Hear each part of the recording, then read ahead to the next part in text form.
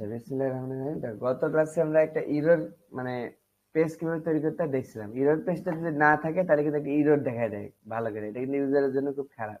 যার কারণে আমরা একটা ইরর ডট টিএসএক্স তৈরি করলে কি হয়, কোনো কারণে এই পেজ থেকে যদি ইরর আসে, এই ইরর ডট টিএসএক্স সেটাকে দেখায় দেয়, সেই পেজটাকে দেখায় দেয়। মানে নেক্সট আর কিছুই না, কতগুলো পেজের সমষ্টি। এই পেজগুলো বিভিন্ন কেসে এগুলো এই ডিজাইনগুলো দেখায় দেয়, যার কারণে আমাদের লাইফটা সহজ হয়ে গেছে। এগুলো কিন্তু নর্মাল শুধু রিয়াক্ট ইমপ্লিমেন্ট করতে মেলা ভেজাল আছে, ঠিক আছে। এখন একটা জিনিস আমরা দেখতেছি যে আমাদের একটা জিনিস বোঝা দরকার, সেটা হচ্ছে আমরা একটা জিনিস তোকে দেখাতে যাচ্ছি। এই যে এই জিনিসটা, এই দেখো, এই দেখো নেক্সট.জেএস এর যে আমরা যে এতদিন ধরে শিখছি layout, template, error, loading, not found page, এই সবগুলো কিন্তু আমরা শিখছি এই পর্যন্ত, এই যাবত গেলে। এই জন্য এখন দেখাচ্ছি আর কি। আমরা যদি একটু দেখি যে নেক্সট.জেএস এটাকে কোন সিরিয়ালে এটাকে লোড করে, তাহলে দেখতে পারবো প্রথমে লোড করে ফেলে লেআউট, দেখছো?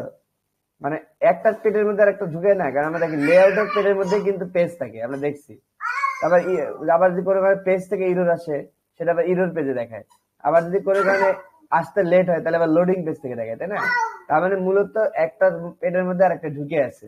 সেটা কিভাবে আছে সেটা এই চিত্রের মাধ্যমে আমরা দেখতে পাচ্ছি। দেখো এই চিত্রে খেয়াল করো, প্রথমে লেআউট, তার মানে লেআউট সবার আগে লোড হবে। তার পেজের মধ্যে কি আছে? টেমপ্লেট। তার মানে তারপরে লোড হবে টেমপ্লেট। তার মানে লেআউটে যেটা থাকবে সেটা সবার বাইরে থাকবে, সেটাকে মোড়ায় রাখবে ভিতরে। তারপর টেমপ্লেট থেকে পাবে, ঠিক আছে। মানে এটা হলো কম্পোনেন্ট হায়ারার্কি। আমরা দেখছি ওয়ার্ডপ্রেসে কিন্তু এরকম হায়ারার্কি ছিল, যে কোন পেজের পর কোন পেজ আগে আসবে, আর্কাইভ পেজ নাকি সিঙ্গেল পেজ, এগুলো দেখছিলাম। এখানেও আছে, এই যে সবার আগে পাবে লেআউট, তারপর পাবে টেমপ্লেট, এরপরে আসবে ইরর। তার মানে ধরো পেজের ইররটা তাহলে এ ধরতে পারবে, কারণ এ তো আগেই লোড হয়ে যায়। যে আগে লোড হচ্ছে সে তো ভিতরে বিষয়টা সম্বন্ধে আগে জানে, তাই না? সেই জন্য তো সে ধরতে পারে। তাহলে আমরা জানি নর্মাল রিয়েক্টে কি করতে হয়, ইরর ধরতে হলে ইরর বাউন্ডারি ফল ব্যাক দিয়ে ইরর পেজটা দিতে হয়। এই কাজটা মানে বাই ডিফল্ট নেক্সট আমাদের জন্য করে দিচ্ছে, এই জন্য আমাদের এটা লিখতে হয় না। মানে নাহলে আমাদের রিয়াক্টে কিন্তু এভাবে করতে হইতো, ঠিক আছে। এটা আমাদের করতে হয় না, আমরা শুধু এই পেজ লিখলেই রিয়াক্ট নেক্সট এটা বানায় দেয়। আচ্ছা, তাহলে কিভাবে বানায়? Error, fall back, error. তার মানে ইরর যদি পায় তাহলে ফল ব্যাক, মানে ওই সময়টা কি দেখাবে? ইরর দেখাবে এই পেজ থেকে। আচ্ছা, তারপরে কাজ করে সাসপেন্স। আমরা যদি সাসপেন্সের কাজ কি, কোনো কিছু একটা লেটে আসলে ওই সময় একটা লোডিং দেখায় দেওয়া। তাহলে এই যে লোডিং পেজটা তাহলে তারপরে দেখায়, তাহলে এই সাসপেন্স ফল ব্যাকটা কিন্তু আমাদের দেওয়ার প্রয়োজন হয় না। নেক্সট পিছন থেকে এটা আমাদের জন্য করে দিচ্ছে। আমরা শুধু লোডিং পেজ করি, নেক্সট এই কাজটা করে দেয়। এই কারণে আমাদের ইরর যদি না থাকে, তারপর দেখে যে লেট হবে কিনা, তা লেট হলে আবার সাসপেন্স লোড হয়, তাহলে তখন আমরা লোডিং থেকে দেখতে পাই। তারপর লোডিংও পাস হয়ে গেছে, তারপর তারপর দেখো এমন হইতে পারে যে ওই পেজটা নাই, পেজ ডট জেএসএস টোটালি নাই, তাহলে আমরা কি পাই? 404 ইরর পাই। ওই 404 ইরর ধরার জন্য ঠিক তার আগে আরেকবার একটা ইরর বাউন্ডারি চালু হয়, তখন নট ফাউন্ড পেজ দেখা যায়। নট ফাউন্ড মানে 404।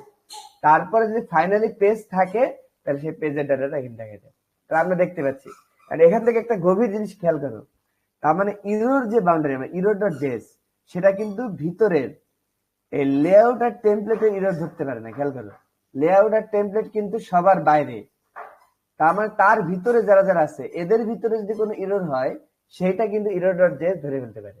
কারণ ইরর ডট জেএস দেখো সবার আগে আছে, দেখছো?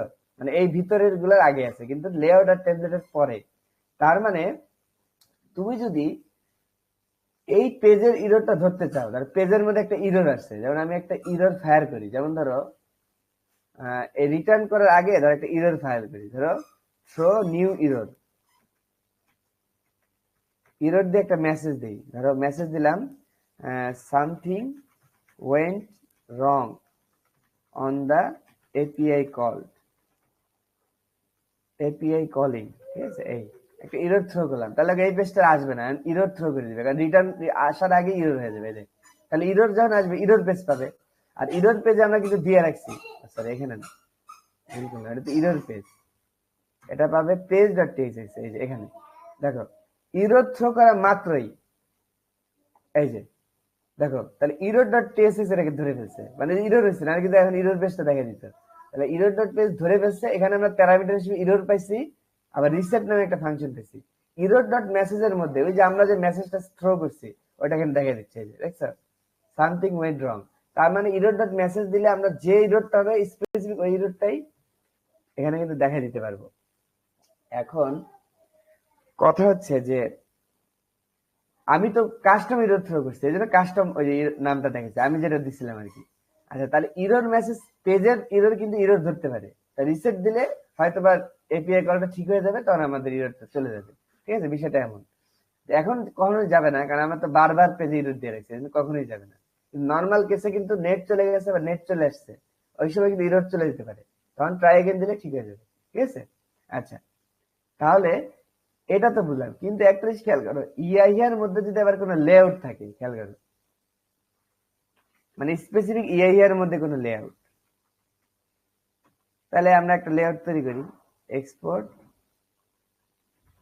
ডিফল্ট ফাংশন লেআউট, লেআউট এই এটা দিলেই হবে। রিটার্ন করো, ধরো লেআউটটা আগে পেয়ে যাবে, তার মানে আমি এখানে যা দিব সেটা আগে ধরে ফেলবে। তাহলে ধরো ডিভ দিলাম, দিয়ে দিলাম ধরো ইআইহিয়া লেআউট দিলাম,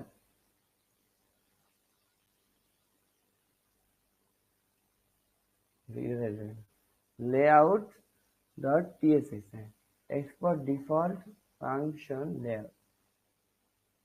এই যে ইআইআর লেআউট আছে, তার মানে ইআইআর লেআউট আগে পাইছে, কিন্তু পেজ কিন্তু এখনো পাই নাই, এই পেজের ডাটাটা এখন আমি ইরোর আপাতত থ্রো করতেছি না। তাহলে পেজের ডাটা কিন্তু আসে নাই, পেজ ইআই আসে নাই। কেন আসে নাই? কারণ লেআউটটা আগে পাবে। আমরা বাউন্ডারিতে দেখছি যে দেখো যে লেআউট কিন্তু আগে পাবে, এই যে লেআউট কিন্তু আগে পাবে। এটা তো অনেক বেস, তো বহুত পরের কথা, আগে লেআউট।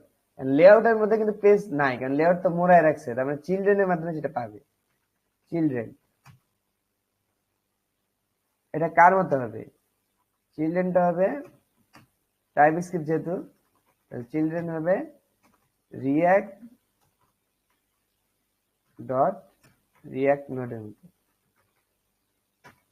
এই বাস, তাহলে এখন আমি এই ডিভ এর পরে যে চিলড্রেনকে কল করে দিই, তাহলে আমরা পেজ থেকে পাবো। এখন হ্যাঁ, চিলড্রেন যেহেতু করে দিচ্ছি, চিলড্রেন মানে কি এর পেটের মধ্যে যা আছে সব, তাহলে এখন এই পেজটা চলে আসলো।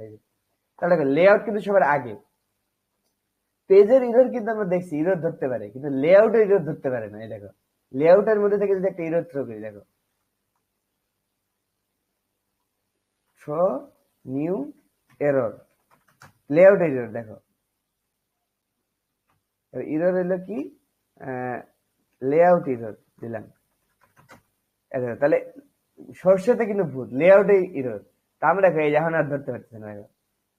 এই দেখছো ডাইরেক্ট ইরর চলে আসছে, মানে আমার আর ইরর পেজ থেকে দেখাচ্ছে না, মানে একদম সরাসরি ইরর দেখাচ্ছে। এটা কারণ কি? যে আমরা দেখলাম লেআউট তো বসে আছে কার আগে? লেআউট আর টেমপ্লেট কিন্তু ইররের আগে বসে আছে, তার মানে ইরর সমসাময়িক যে ইরর, সেটা এই লেআউট আর টেমপ্লেটের ভুল ধরতে পারবে না, তার এর নিচের ভুলগুলো ধরতে পারবে। তাহলে একটা বুদ্ধি কি, যদি আমি এই লেআউটের ইরর ধরতে চাই, তাহলে এক ধাপ আগে চলে যেতে হবে, কারণ আমরা জানি এই লেআউট তো এই ইররের আওতায় নাই, কিন্তু বাইরের যে ইররটা আছে, মানে ঠিক ইআইআর বাইরে, ইয়ার বাইরে কি এই জায়গাটা জেনারেলের এই জায়গাটায়, এই ইরর কিন্তু এই লেআউটের আওতায় পড়ছে। কারণ দেখো এই ইরর এই পেজকে ধরতে পারবে, এই লেআউটকে ধরতে পারবে না, এই বাইরেরটা। এই কারণ কি সমসাময়িক লেআউটকে সে ধরতে পারে না, কিন্তু এই ভিতরের লেআউটকে কিন্তু ধরতে পারবে, কারণ সে এই লেআউট কিন্তু ওই বাইরের ইরর থেকে ছোট। ঠিক আছে, তার মানে আমরা সিম্পলি করব কি, ইরর পেজটাকে কাট করে নিয়ে এক ধাপ উপরে দিয়ে দিব, বাস কাজ শেষ। এই এখন দেবে ইরর ধরতে পারবে। এই দেখছো ওই যে লেআউট ইরর পাইছে, এইটাই বুঝার বিষয়। মানে সমসাময়িক পাশাপাশি ইরর ডট জেএস ওই পাশাপাশি লেআউট ডট টিএসএক্স এবং টেমপ্লেটের ইরর বুঝতে পারে না, কারণ আমরা এখানে দেখলাম, কারণ এরা দুজনে এর আগে বসে আছে। তার মানে আমাদেরকে এক ধাপ উপরে যদি নিয়ে যাই, তাইলে এইটা লেআউটের ইরর ধরতে পারবে। বুঝতে পারছো? এটা বোঝানোর বিষয়। তাহলে একটা টপিক শেষ।